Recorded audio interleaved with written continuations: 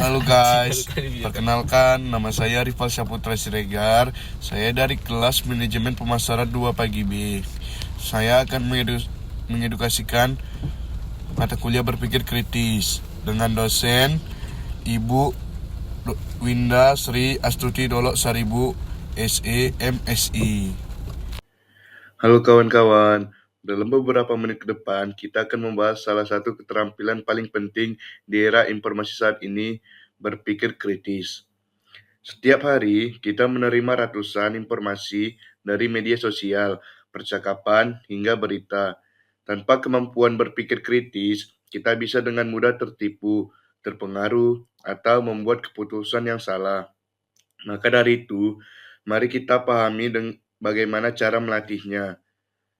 Apa itu berpikir kritis? Berpikir kritis adalah kemampuan menganalisis informasi secara objektif, mempertanyakan asumsi, menilai bukti, dan membuat kesimpulan yang logis. Bukan berarti kita selalu meragukan segalanya, tetapi kita tidak langsung menerima informasi mentah-mentah. Contoh sederhana, ketika kita membaca sensasional, alih-alih langsung percaya, seorang pemikir kritis akan bertanya, sumber informasinya apa? Ada bukti pendukung? Apakah ini opini atau fakta? Berpikir kritis itu membantu kita mengambil keputusan yang lebih baik, mengurangi bias, dan lebih empati dalam memahami sudut pandang orang lain. Langkah pertama, ajukan pertanyaan yang tepat. Kunci berpikir kritis dimulai dari bertanya, apakah yang baik akan menghasilkan pemahaman yang baik pula. Beberapa jenis pertanyaan yang bisa digunakan, pertanyaan klarifikasi, seperti apa maksudnya, bagaimana prosesnya. Lalu pertanyaan bukti, seperti apa buktinya, pertanyaan ini benar. Lalu pertanyaan alternatif, seperti apakah ada cara lain melihat masalah ini? Lalu pertanyaan konsekuensi, seperti apa dampak dari keputusan ini? Dengan membiasakan diri bertanya, pikiran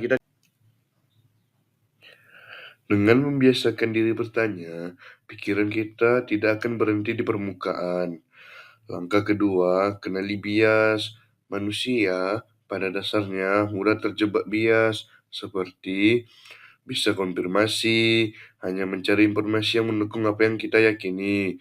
Bias emosi, seperti menolak fakta karena bertentangan dengan perasaan. Bias otoritas, menerima sesuatu tanpa pertanyaan, hanya karena diucapkan oleh figur terkenal.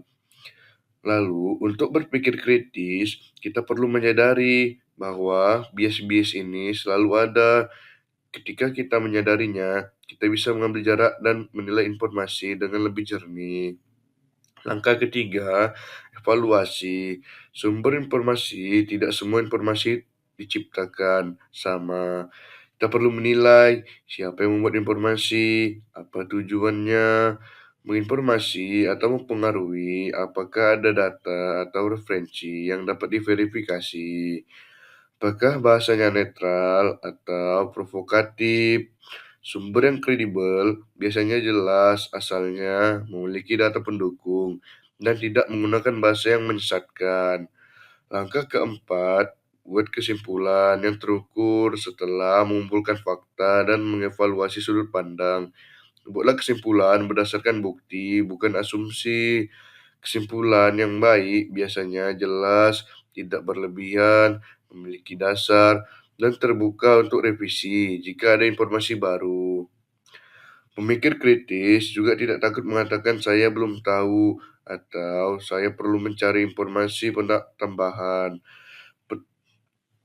Berpikir kritis bukanlah kemampuan yang muncul begitu saja. Ia seperti ngomong-ngomong soal sumber terpercaya, bagaimana kita tahu sebuah sumber itu kredibel? Nah, ada beberapa pertanyaan sederhana. Pertama, siapa yang membuat informasi itu? Ahli atau bukan? Kedua, apa ada niat tertentu, misalnya jualan atau memprovokasi? Ketiga, apakah ada sumber lain yang mendukung informasi tersebut? Jadi, bukan cuma asal share ya, karena sekali lagi, kita bagikan info salah, efeknya bisa panjang. Oke, itu soal mengevaluasi informasi. Ketika orang punya pendapat berbeda, bagaimana berpikir kritis membantu. Berpikir kritis mengharuskan kita melihat dari berbagai sudut pandang. Jadi, bukan langsung merasa diri paling benar. Kita coba memahami alasan orang lain. Kadang bukan soal siapa benar, tapi apa informasi yang belum kita ketahui. Benar juga, dunia ini luas, pengalaman orang berbeda-beda. Betul, dan mempertimbangkan perspektif lain membuat keputusan kita lebih matang.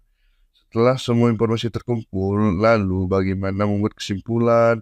Kita gabungkan bukti, logika, dan pertimbangan etis. Kesimpulan yang baik bukan berdasarkan emosi sesaat.